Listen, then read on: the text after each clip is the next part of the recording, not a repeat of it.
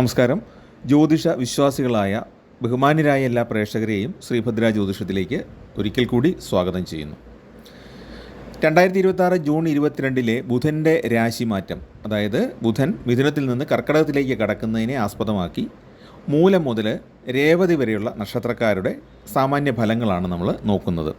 അപ്പോൾ ഈ നേരത്തെ ഞാൻ ജൂൺ മാസ ഫലങ്ങൾ പറഞ്ഞിട്ടുണ്ട്, അതുപോലെ തന്നെ മിഥുന മാസ ഫലങ്ങളും പറഞ്ഞിട്ടുണ്ട്. അതും ഇതുമായിട്ടാണ് എന്താണ് വ്യത്യാസം എന്ന് ചോദിച്ചാൽ, ഇത് ബുധൻ്റെ ഒരു പ്രത്യേക ഫലമാണ്. ഇതിൻ്റെ പ്രത്യേകത എന്താണെന്ന് വെച്ചാൽ, ബുധൻ നമ്മുടെ ജീവിതത്തിലെ ഒരുപാട് പ്രധാന കാര്യങ്ങൾ, പ്രത്യേകിച്ച് സാമ്പത്തികമായ കാര്യങ്ങൾ, നമ്മുടെ സാമ്പത്തിക ക്രയവിക്രയം ഉണ്ടല്ലോ, അതായത് ട്രാൻസാക്ഷൻ, ഓൺലൈൻ പേയ്മെൻറ്റുകൾ, ഇതിനെയൊക്കെ സ്വാധീനിക്കുന്ന ഒരു ഗ്രഹമായതുകൊണ്ടാണ് ഇത് പ്രത്യേകമായിട്ട് വീഡിയോ ആയിട്ട് ചെയ്യുന്നത്. അപ്പോൾ ഈ ബുധൻ മാറുന്നത് ചന്ദ്രൻ്റെ രാശിയായ കർക്കടകത്തിലേക്കാണ്. ബുധന് ചന്ദ്രനോട് വിദ്വേഷമുണ്ട് എന്നാണ് കഥ. അതായത് ബുധൻ്റെയും ചന്ദ്രൻ്റെയും രശ്മി ബലങ്ങൾ തമ്മിൽ എതിർത്താണ് നിൽക്കുന്നത്. അപ്പോൾ അതുകൊണ്ട് തന്നെ ബുധന് അനുകൂലമായ ഒരു പൊസിഷൻ അല്ല കർക്കടക രാശിയിലുള്ളത്. ഈ ഒരു സമയത്ത് ഏതെല്ലാം കാര്യങ്ങളിലാണ് നമുക്ക് ബുദ്ധിമുട്ട് വരുന്നത്, അതായത് മൂലം മുതൽ രേവതി വരെയുള്ള നക്ഷത്രക്കാർക്ക് ശ്രദ്ധിക്കേണ്ട കാര്യങ്ങൾ എന്തൊക്കെയാണ് എന്നുള്ളതാണ് നമ്മൾ ഈ വീഡിയോയിൽ നോക്കുന്നത്. അപ്പോൾ ഈ ബുധൻ്റെ കാരകത്വം പല ഗ്രന്ഥങ്ങളിലും പറഞ്ഞിട്ടുണ്ട്. അതിലൊരു പ്രമാണം ഇവിടെ പറയാം. വിദ്യാവിജ്ഞാനവാണി ഗണിതലിപികല ശുക്തിയുക്തി ത്വഗിജ്യ സ്വശ്രീയാ മാതുലാദ്യ വിനയഹരിവിവാദാര്യ ചാതുര്യ ശിഷ്യ പത്രം മിത്രം ച ശാസ്ത്രാധ്യയന ഗൃഹസതീർത്ഥാഗമാചാര്യകാവ്യ ഗ്രന്ഥാമന്ത്രോപവാസ്യാദ്യപി വികിരബുധ രാമകൃഷ്ണാദയോജ്ഞാൽ എന്നിങ്ങനെയാണ് ബുധൻ്റെ കാരകത്വം പറഞ്ഞിട്ടുള്ളത്. ഇതിൻ്റെ അർത്ഥം നോക്കുമ്പോൾ ഗണിതം, സാമ്പത്തിക ഇടപാടുകൾ, ബിസിനസ്സുകൾ, ബാങ്കിങ്, ധനസംബന്ധമായ ഇടപാടുകൾ, അതായത് ധനം കൈമാറുന്ന രീതികൾ, കമ്മീഷൻ ഏജൻസികൾ, രേഖകൾ ഒപ്പിടുന്നത്, ഡിജിറ്റൽ പേയ്മെൻറ്റുകൾ, അതായത് നമ്മുടെ ഗൂഗിൾ പേ, ആമസോൺ പേ, അതുപോലെ പേടിഎം തുടങ്ങിയ ഡിജിറ്റൽ പേയ്മെൻറ്റുകൾ, അതുപോലെ ബാങ്ക് മുഖേനയുള്ള ബാങ്കിൻ്റെ സൈറ്റുകൾ മുഖേനയുള്ള ഓൺലൈൻ പേയ്മെൻറ്റുകൾ, കൂടാതെ അത്യാവശ്യ യാത്രകൾ സംബന്ധിച്ച ധനകാര്യമായ ഇടപാടുകൾ, ഇതെല്ലാം ബുധൻ്റെ നിയന്ത്രണത്തിലാണ്. പിന്നെ നാഡീവ്യൂഹം, ത്വക്ക്, വായ, നാക്ക്, ശ്വാസകോശം, ഈ ശരീരഭാഗങ്ങളെ നിയന്ത്രിക്കുന്നതും ബുധനാണ്. അപ്പോൾ ഈ ബുധൻ കർക്കടകത്തിലേക്ക് വരുമ്പം ബുധനും ശനിയുമായിട്ടൊരു നവപഞ്ചമ രാജയോഗം ഉണ്ട്. അതുപോലെ കർക്കടക രാശിയിലുള്ള വ്യാഴവും ശുക്രനുമായിട്ട് ബുധൻ യോഗം ചെയ്യുകയും ചെയ്യുന്നുണ്ട്. ഇത് ചില നക്ഷത്രക്കാർക്ക് ചില ഗുണാനുഭവങ്ങൾ നൽകുമെങ്കിലും സാമ്പത്തികമായ കാര്യങ്ങളിൽ ശ്രദ്ധ പുലർത്തേണ്ടതാണ്. എല്ലാവർക്കും നഷ്ടം വരും എന്നല്ല പറയുന്നത്. ചില നക്ഷത്രക്കാർക്ക് സാമ്പത്തികമായിട്ട് കുറച്ച് കബളിപ്പിക്കലോ അല്ലെങ്കിൽ പ്രയാസമോ ഒക്കെ ഉണ്ടാകാൻ സാധ്യതയുണ്ട്.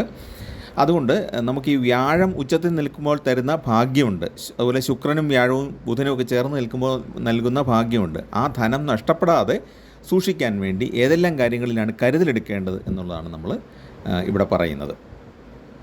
അപ്പോൾ ഈ ബുധൻ്റെ കർക്കടകത്തിലേക്കുള്ള മാറ്റം രാജ്യത്തിനും നമ്മുടെ സംസ്ഥാനത്തിനും ഒന്നും അത്ര ഗുണകരമല്ല എന്നാണ് രാഷ്ട്രീയ ജ്യോതിഷ നിരീക്ഷകർ പറയുന്നത്. അതായത് മുണ്ടൈൻ അസ്ട്രോളജി എന്നൊരു ശാസ്ത്ര ശാഖയുണ്ട്.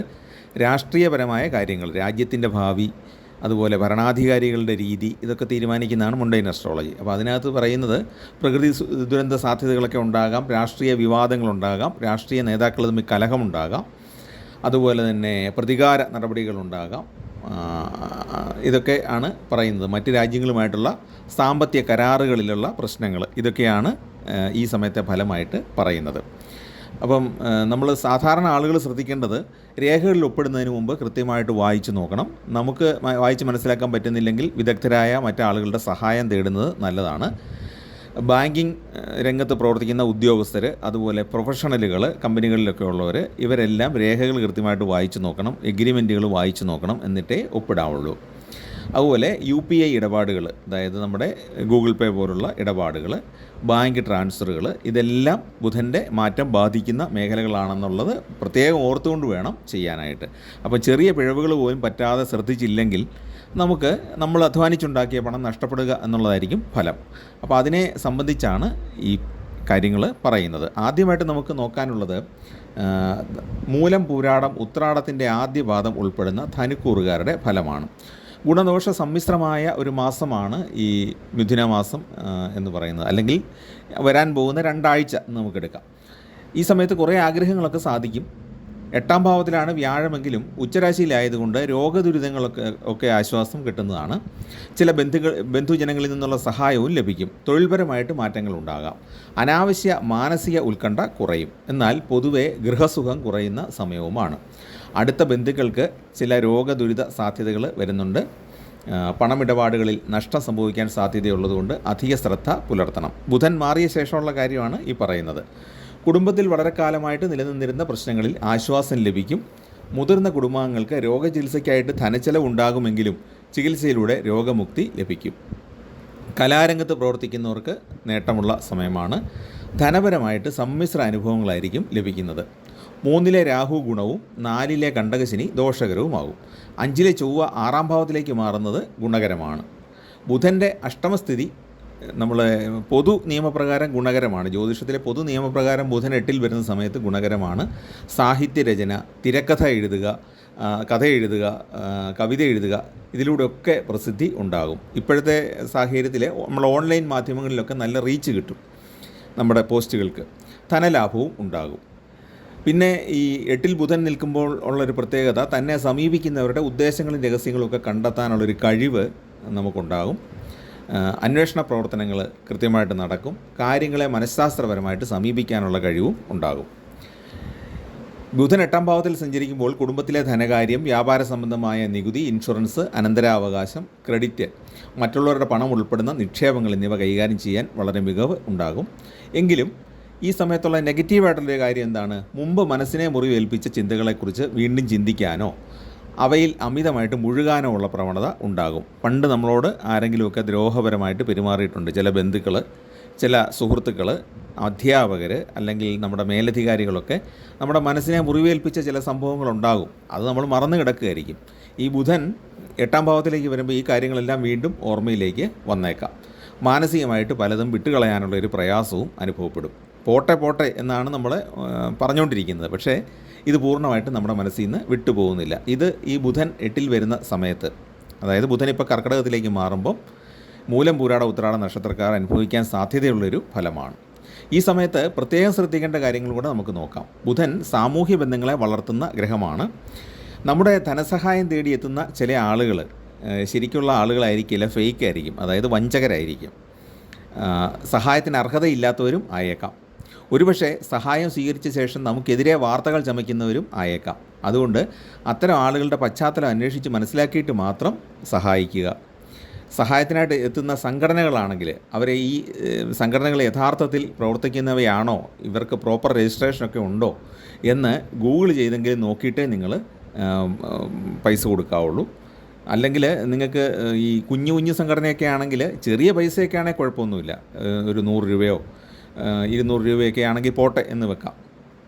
അതും നമ്മൾ അധ്വാനിച്ചുണ്ടാക്കുന്ന പണം തന്നെയാണ്. പക്ഷേ വലിയ തുക ആവശ്യപ്പെട്ട് വരുന്ന ചില സംഘടനകളുണ്ട്. വീട് വെച്ച് കൊടുക്കാനും, അല്ലെങ്കിൽ വയ്യാത്ത ആളുകൾക്ക് വാഹനം വാങ്ങിച്ചു കൊടുക്കാനും ഒക്കെ സമീപിക്കുന്ന ആളുകളുണ്ട്. രോഗചികിത്സയ്ക്കാണെന്നൊക്കെ പറഞ്ഞുകൊണ്ട്. അപ്പോൾ നമ്മൾ ചിലപ്പോൾ 1000, 1500 ഒക്കെ കൊടുക്കേണ്ടി വരും. ആ ഒരു സമയത്ത് അത്രയും രൂപ കൊടുക്കുമ്പം നമുക്കൊരു ഉറപ്പ് വേണ്ടേ ഇത് അർഹമായ ആൾക്ക് എത്തുമെന്നുള്ളത്. അപ്പോൾ നമ്മൾ കൃത്യമായിട്ട് ഒന്ന് പരിശോധിച്ചിട്ട് ചെയ്യുന്നതാണ് നല്ലത്. നിങ്ങൾക്ക് സംഘടന ഉണ്ടെങ്കിൽ നിങ്ങളുടെ രജിസ്ട്രേഷൻ ഒന്ന് കാണിക്കൂ എന്ന് നമുക്ക് പറയാം. അല്ലെങ്കിൽ ആ പ്രദേശത്തുള്ള ആരോടെങ്കിലും പരിചയക്കാരുണ്ടെങ്കിൽ ഒന്ന് വിളിച്ച് ചോദിക്കാം. അതിനൊന്നും കുഴപ്പമില്ല വലിയ തുക കൊടുക്കുന്ന സമയത്ത്. ചെറിയ എമൗണ്ടൊക്കെ ആണെങ്കിൽ പിന്നെ നമ്മളതിനെപ്പറ്റി മറന്നു കളയുക. ഈ സമയത്തുള്ള സാധ്യതയാണ് ഞാനിവിടെ സൂചിപ്പിച്ചത്. ഈ രീതിയിൽ, അതായത് ഒരു വിശ്വാസവഞ്ചന പോലെ സംഭവിക്കാനുള്ള സാധ്യത ഉണ്ട്. അപ്പോൾ അതൊന്ന് ശ്രദ്ധിക്കുക.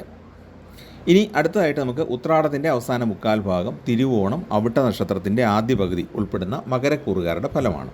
അവർക്ക് 7ാം ഭാവത്തിലാണ് ബുധൻ സഞ്ചരിക്കുന്നത്. ഈ 7ാം ഭാവത്തിൽ ബുധൻ സഞ്ചരിക്കുമ്പോഴുള്ള പ്രമാണം എന്ന് പറയുന്നത് ഭാര്യാവിയോഗവും കലഹവും. അതാണ് പ്രമാണത്തിൽ പറയുന്നത്. എന്നാൽ ഇതേ രാശിയിലാണ് ഉച്ച രാശിയിൽ നിൽക്കുന്ന വ്യാഴവും ശുക്രനും സഞ്ചരിക്കുന്നത്. അങ്ങനെ ബുധൻ, ശുക്രൻ, ഗുരു ഈ 3 ഗ്രഹങ്ങളും യോഗം ചെയ്യുന്നു. പിന്നെ ഈ 3 ഗ്രഹങ്ങൾക്കും ശനിയുമായിട്ട് നവപഞ്ചമ രാജയോഗവും വരുന്നുണ്ട്. അതുകൊണ്ട് തന്നെ ദാമ്പത്യ സുഖം വർദ്ധിക്കാനാണ് സാധ്യത.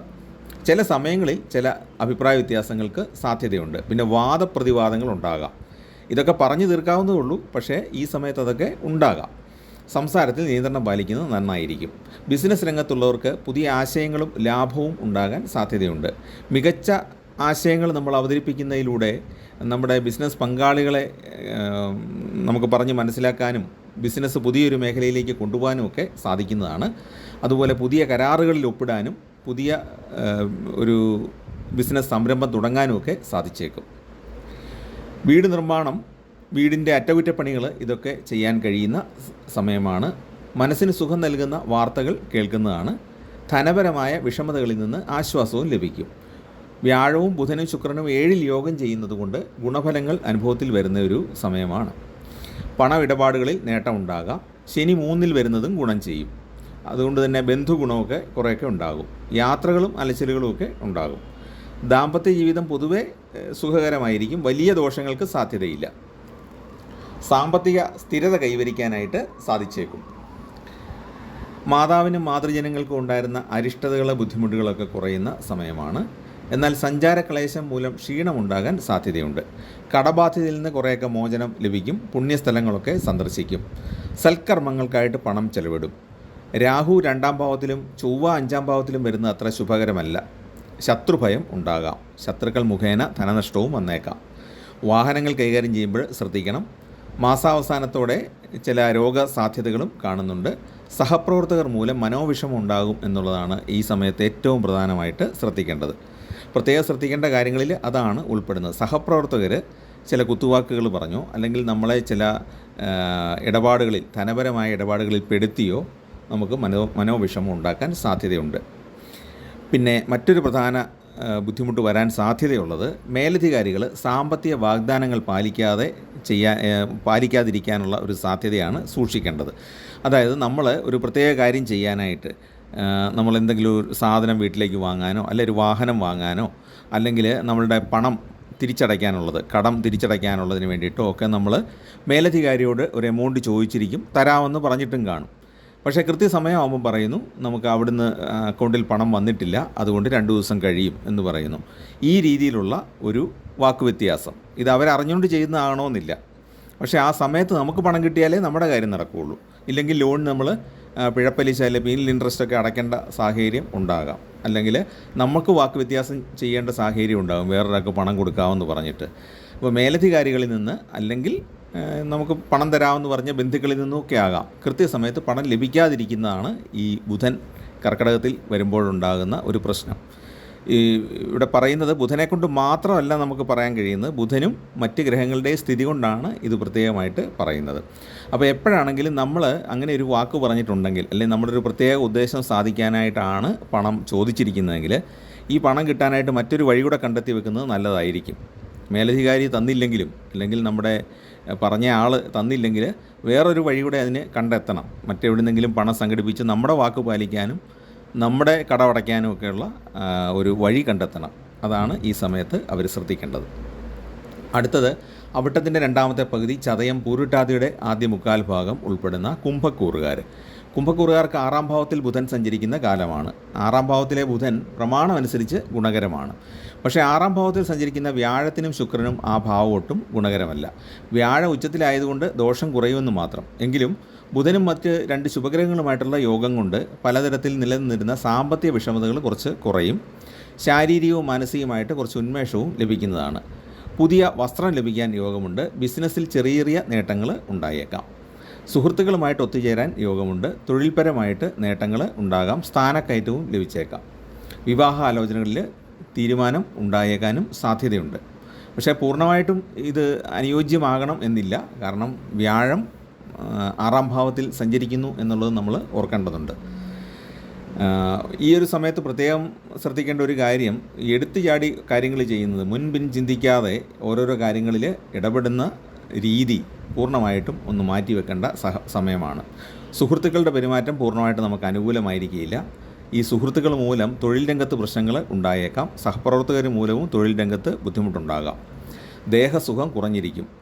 മുൻകാലത്തെ നിക്ഷേപങ്ങളിൽ നിന്ന് നേട്ടമൊക്കെ ഉണ്ടായേക്കാം. സർക്കാരിൽ നിന്ന് നേരത്തെ കിട്ടാനുണ്ടായിരുന്ന ആനുകൂല്യങ്ങളൊക്കെ ഈ സമയത്ത് ലഭിച്ചേക്കും. പക്ഷേ പ്രധാന ജോലിയുണ്ടല്ലോ, നമ്മൾ സാധാരണ ചെയ്തു വരുന്ന ആ ജോലിയിൽ നിന്ന് നമുക്ക് കുറച്ച് നാളത്തേക്ക് മാറി നിൽക്കേണ്ട സാഹചര്യങ്ങൾ ഉണ്ടാകാം. ഈ സമയത്ത് ബുദ്ധിമുട്ടുണ്ടാക്കുന്ന ഒരു കാര്യം എന്ന് പറയുന്നത് സുഹൃത്തുക്കൾ, സഹപ്രവർത്തകർ, ഇവരിൽ ചിലരുടെ പെരുമാറ്റം മൂലം നമുക്ക് ധനസഹായം നൽകിയിരുന്ന ആളുകൾ പിന്മാറാനുള്ള സാധ്യതയുണ്ട്. ഒരുപക്ഷെ മേലധികാരിയാകാം, അല്ലെങ്കിൽ വേറെ ഏതെങ്കിലും ഒരു കമ്പനിയിൽ നിന്നാകാം. അതായത് നമുക്ക് ധനസഹായം നൽകുന്നു എന്ന് പറഞ്ഞാൽ നമുക്ക് പിന്നെ ഒരു ബെനിഫിറ്റായിട്ട് നൽകുന്നതല്ല, നമ്മൾ ഏതെങ്കിലും ഒരു സേവനം ചെയ്ത് കൊടുത്തുകൊണ്ടിരുന്ന ആളുകൾ, അല്ലെങ്കിൽ നമ്മൾ എന്തെങ്കിലും ഒരു സാധനം വിറ്റുകൊണ്ടിരുന്ന ആളുകൾ, നമ്മുടെ കയ്യിൽ നിന്ന് സാധനം വാങ്ങിച്ചുകൊണ്ടിരുന്നവർ, ആ ഇടപാട് കട്ട് ചെയ്യാനുള്ള സാധ്യതയുണ്ട്. സുഹൃത്തുക്കളായിരിക്കും അതിൻ്റെ കാരണം, സുഹൃത്തുക്കളോ സഹപ്രവർത്തകരോ ആയിരിക്കും അതിൻ്റെ കാരണം. അപ്പോൾ അത് വ്യക്തിയോ സ്ഥാപനമോ ആകാം ഇങ്ങനെ നമുക്ക് ഫണ്ട് തന്നുകൊണ്ടിരുന്നവർ പിന്മാറുന്നവർ. അതുകൊണ്ട് ഏതെങ്കിലും കാര്യത്തിൽ സുഹൃത്തുക്കൾ പറഞ്ഞത് കേട്ട് മാത്രം അത്തരം ആളുകളോട് എതിർക്കുന്നതിന് മുമ്പ് കാര്യങ്ങൾ വ്യക്തമായിട്ട് അറിയാൻ ശ്രമിക്കുക. അപ്പോൾ സുഹൃത്തുക്കളോടാണെങ്കിലും, അതായത് നമ്മുടെ തൊഴിലുടമയോടാണെങ്കിലും, നമ്മുടെ ഏതെങ്കിലും ധനം നൽകുന്ന ബന്ധുവിനോടാണെങ്കിലും, അല്ലെങ്കിൽ നമ്മുടെ ബിസിനസ് പാർട്ട്ണറുണ്ടല്ലോ, നമ്മുടെ കയ്യിൽ നിന്ന് സാധനം വാങ്ങി മറിച്ച് വിൽക്കുന്ന ആൾക്കാർ, അപ്പോൾ അവരോടൊക്കെ ആണെങ്കിലും നമ്മൾ എതിർക്കാൻ പോകുന്നതിന് മുമ്പ്, സുഹൃത്തുക്കൾ പലതും പറയും, നമ്മൾ എതിർക്കാൻ പോകുന്നതിന് മുമ്പ് കാര്യങ്ങൾ കൃത്യമായിട്ട് മനസ്സിലാക്കണം, ഇല്ലെങ്കിൽ അബദ്ധം പറ്റും. അതുപോലെ തന്നെ സുഹൃത്തുക്കൾക്കോ ബന്ധുവിനോ വേണ്ടിയിട്ട് ജാമ്യം നിൽക്കേണ്ട സാഹചര്യത്തിലും എന്തിനാണ് ജാമ്യം നിൽക്കുന്നത്, എന്തിനാണ് ഇയാൾ ഈ പണം എടുക്കുന്നത് എന്ന് കൃത്യമായിട്ട് അറിഞ്ഞിട്ട് മാത്രമേ ജാമ്യം നിൽക്കാവുള്ളൂ, ഇല്ലെങ്കിൽ അബദ്ധം സംഭവിക്കാൻ സാധ്യതയുണ്ട്. അടുത്തത് പൂരിട്ടാതിയുടെ അവസാന പാദം ഉത്രട്ടാതി, രേവതി. ഈ നക്ഷത്രക്കാർ മീനക്കൂറിലാണ് വരുന്നത്. ഇവർക്ക് 5ാം ഭാവത്തിലാണ് ബുധൻ. 5ലെ ബുധൻ്റെ ഗ്രഹചാരഫലം പ്രമാണം അനുസരിച്ച് ഭാര്യയോടും പുത്രജനങ്ങളോടും കലഹം എന്നുള്ളതാണ് വരുന്നത്. പക്ഷേ വ്യാഴം, ശുക്രൻ എന്നിവർക്ക് 5ൽ ശുഭസ്ഥിതി ഉണ്ട് എന്നത് ആശ്വാസകരമാണ്. അതുപോലെ നവപഞ്ചമ രാജയോഗവും ഉണ്ട്. താൽക്കാലികമാണ്, ശനിയുമായിട്ട് ചേർന്നുള്ള 9ലും 5ലും വരുന്ന ആ നവപഞ്ചമ രാജയോഗമുണ്ട്. അതേസമയത്ത് ജന്മശനിയാണ് ഇവർക്ക്, പൂരിട്ടാതി, ഉത്രട്ടാതി, രേവതി. ജന്മക്കൂറിൽ ശനി സഞ്ചരിക്കുന്ന കാലത്ത് കുറേ ദോഷങ്ങൾ അനുഭവിച്ചേ പറ്റുള്ളൂ. വേറെ എന്തെല്ലാം രാജയോഗം ഉണ്ടെന്ന് പറഞ്ഞാലും കുറേ ബുദ്ധിമുട്ടുകൾ ഉണ്ടാകും. വിശ്രമം കുറഞ്ഞിരിക്കും. സുഹൃത്തുക്കളുമായിട്ട് കലഹ സാധ്യതയുണ്ട്. വാഗ്ദാനം നൽകുമ്പോൾ വളരെ ശ്രദ്ധിക്കേണ്ടതാണ്. നമുക്ക് പാലിക്കാൻ പറ്റുന്ന വാഗ്ദാനങ്ങൾ മാത്രമേ കൊടുക്കാവുള്ളൂ, ഇല്ലെങ്കിൽ അബദ്ധങ്ങൾ സംഭവിച്ചേക്കാം. ഭാഗ്യപരീക്ഷണങ്ങൾക്ക് മുതിരാൻ പറ്റിയ സമയമല്ല. ചെറിയ ചെറിയ ഭാഗ്യപരീക്ഷണങ്ങളൊക്കെ ആകാം. ഒരു 40 രൂപയുടെ ലോട്ടറി എടുത്തുകൊണ്ടോ, അല്ലെങ്കിൽ 100 രൂപയുടെ ഒരു ലോട്ടറി ഭാഗ്യക്കുറി ടിക്കറ്റ് എടുത്തുകൊണ്ടോ കുഴപ്പമൊന്നുമില്ല. എങ്കിലും വലിയ ഭാഗ്യപരീക്ഷണങ്ങൾക്ക് പോകാതിരിക്കുന്നതാണ് നല്ലത്. അതായത് ഊഹക്കച്ചവടം തുടങ്ങിയ കാര്യങ്ങൾക്കൊന്നും പോകാതിരിക്കുന്നതാണ് ഈ സമയത്ത് നല്ലത്. കാരണം ഗുണദോഷ സമ്മിശ്രമായ ഒരു മാസമാണ്. സ്വത്ത് സംബന്ധമായ തർക്കത്തിൽ തീരുമാനം ഉണ്ടായേക്കും. വിദേശത്ത് ജോലി ചെയ്യുന്നവർക്ക് നാട്ടിൽ തിരിച്ചെത്താനും സാധ്യതയുണ്ട്. ബന്ധുക്കൾ തമ്മിൽ ഭിന്നത ഉണ്ടാകാൻ സാധ്യതയുണ്ട്. എന്നാൽ ദാമ്പത്യപരമായ പ്രശ്നങ്ങൾ കുറയുന്ന സമയവുമാണ്. സാമ്പത്തികമായ ചില വിഷമതകൾ ഉണ്ടായേക്കാം. പണം നൽകാനുള്ളവരിൽ നിന്ന് അകന്നു നിൽക്കുന്ന രീതി നമ്മൾ അനുവർത്തിച്ചേക്കാം, പണം കൊടുക്കാനില്ലാത്തതുകൊണ്ട്. സന്താനങ്ങൾക്ക് പല വിധത്തിൽ പ്രയാസങ്ങളോ തടസ്സങ്ങളോ വരാം. വാഹനം കൈകാര്യം ചെയ്യുമ്പോൾ ശ്രദ്ധിക്കേണ്ടതാണ്. വാഹനത്തിന് അറ്റകുറ്റപ്പണികൾ വേണ്ടി വന്നേക്കാം. പൊതുരംഗത്ത് പ്രവർത്തിക്കുന്നവർക്ക് പൊതുവെ പ്രശസ്തിയൊക്കെ ലഭിച്ചേക്കും. സുഹൃത്ത് സഹായം പല സമയത്തും ലഭിക്കും. വീട് നിർമ്മാണം മുന്നോട്ട് കൊണ്ടുപോകാൻ സാധിക്കും. എന്നാൽ രോഗചികിത്സയ്ക്ക് വേണ്ടിയിട്ട് പണച്ചെലവ് ഉണ്ടാകുന്നതാണ്. സർക്കാരിൽ നിന്ന് കുറച്ച് വിഷമിച്ചാണെങ്കിലും ചില ആനുകൂല്യങ്ങളൊക്കെ കിട്ടിയേക്കും. ബിസിനസ്സിൽ അല്പം നേട്ടമൊക്കെ ഉണ്ടാകാം. ചികിത്സകളിൽ കഴിയുന്നവർക്ക് അത്ര അനുകൂല സമയമല്ല. ദാമ്പത്യ ജീവിതത്തിലെ ചെറിയ പ്രശ്നങ്ങൾ ഉണ്ടായേക്കാം. മനസ്സുഖം കുറയും. തൊഴിൽ രംഗത്തും മനസ്സിന് സുഖക്കുറവുണ്ടാകാം. പിന്നെ കാലാവസ്ഥാജന്യ രോഗങ്ങൾ, ശ്വാസകോശ രോഗങ്ങൾ, അതുപോലെ തന്നെ വയർ രോഗങ്ങളൊക്കെ ഈ സമയത്ത് ഉണ്ടായേക്കാം. പ്രധാനമായിട്ടും ഈ മീനക്കൂറിൽപ്പെടുന്ന പൂരിട്ടാതി, ഉത്രട്ടാതി, രേവതി നക്ഷത്രക്കാർ ഇപ്പോൾ ശ്രദ്ധിക്കേണ്ടത് ഭാഗ്യപരീക്ഷണങ്ങൾ ചെയ്യാൻ പാടില്ല എന്നുള്ളതാണ്. ധനപരമായിട്ട് പൂർണ്ണമായിട്ടും നല്ല സമയമല്ല. ഇത് മനസ്സിൽ വെച്ചുകൊണ്ട് മാത്രമേ പണം മുടക്കാവുള്ളൂ. ചെറിയ തുക മാത്രമേ മുടക്കാവുള്ളൂ എന്നുള്ളതാണ് എനിക്ക് പറയാനുള്ള ഒരു നിർദ്ദേശം. ഓൺലൈൻ മുഖേന പരസ്യം കണ്ട് ഷെയർ മാർക്കറ്റിലൊക്കെ പണം മുടക്കുന്നവർക്ക് കബളിപ്പിക്കൽ ഉണ്ടാകാൻ സാധ്യതയുണ്ട്. അതായത് ചില കമ്പനികൾ പറയും ഞങ്ങൾ 6 മാസം കൊണ്ട് ഇത് ഇരട്ടിച്ച് തരാം എന്നൊക്കെ പറഞ്ഞ് പരസ്യങ്ങളുണ്ട്. ഇല്ലെങ്കിൽ ഏതെങ്കിലും പ്രശസ്ത വ്യക്തികളുടെ പേരിലൊക്കെ പരസ്യം കൊടുത്ത് കബളിപ്പിക്കുന്നവരുണ്ട്. ഇതിലൊക്കെ നമ്മൾ പണം മുടക്കിയാൽ ആ ലിങ്കിലേക്ക് പ്രവേശിക്കുന്നതോടുകൂടി തന്നെ നമ്മുടെ ഫോണ് ഏതാണ്ട് ഹാക്കായെന്ന് നമുക്ക് പറയാം, നമ്മുടെ അക്കൗണ്ട്. അപ്പോൾ അതുകൊണ്ട് തന്നെ ഒരിക്കലും നമുക്കറിയത്തില്ലാത്ത ലിങ്കുകളിൽ ക്ലിക്ക് ചെയ്യരുത്. അതുപോലെ നമുക്ക് ഒട്ടും ബോധ്യമില്ലാത്ത നിക്ഷേപ പദ്ധതികളിൽ നമ്മൾ ചേരുകയും പാടില്ല. അതുപോലെ ഓൺലൈനിൽ ആരോഗ്യ ഇൻഷുറൻസ്, വാഹന ഇൻഷുറൻസ് തുടങ്ങിയവയുടെ പരസ്യങ്ങൾ വരാറുണ്ട്. പണം മുടക്കുന്നതിന് മുമ്പ് ആ കമ്പനിയുടെ വിശ്വാസ്യത ഉറപ്പുവരുത്തണം. ഓൺലൈൻ ഇൻഷുറൻസ് കൊടുക്കുന്ന കുറേ കമ്പനികളുണ്ട്, പ്രശസ്ത കമ്പനികളുണ്ട്. എന്നാൽ അതേ സമയത്ത് ഈ രംഗത്ത് ഒരുപാട് തട്ടിപ്പുമുണ്ട്. പ്രശസ്ത കമ്പനികളുടെ തന്നെ സിമിലറായിട്ടുള്ള അതേപോലുള്ള ചില പടങ്ങളൊക്കെ വെച്ച് ഈ വ്യാജന്മാർ തട്ടിപ്പ് നടത്താറുണ്ട്. അപ്പോൾ അതിലൊന്നും കുടുങ്ങിപ്പോകാതിരിക്കാനാണ് ഏറ്റവും പ്രധാനമായിട്ടും മീനക്കൂറിൽപ്പെടുന്ന നക്ഷത്രക്കാർ ശ്രദ്ധിക്കേണ്ടത്. അപ്പോൾ ഇതാണ് നമുക്ക് മൂലം മുതൽ രേവതി വരെയുള്ള നക്ഷത്രക്കാർ സാമ്പത്തിക കാര്യങ്ങളിൽ ശ്രദ്ധിക്കേണ്ട പ്രത്യേക അനുഭവങ്ങളെക്കുറിച്ച് സൂചിപ്പിക്കാനുള്ളത്. അപ്പോൾ നിങ്ങൾക്ക് ചാനൽ ഇഷ്ടപ്പെട്ടെങ്കിൽ ദയവായിട്ട് ചാനലൊന്ന് സബ്സ്ക്രൈബ് ചെയ്യുക. നിങ്ങളുടെ കൂട്ടുകാർക്കും ബന്ധുക്കൾക്കൊക്കെ ഒന്ന് ഷെയർ ചെയ്ത് കൊടുക്കുക. എല്ലാവർക്കും നന്മയുണ്ടാകട്ടെ. നിങ്ങൾക്കും നിങ്ങളുടെ കുടുംബത്തിനും എല്ലാവിധ ഐശ്വര്യവും ഉണ്ടാകട്ടെ എന്ന് പ്രാർത്ഥിക്കുന്നു. നമസ്കാരം.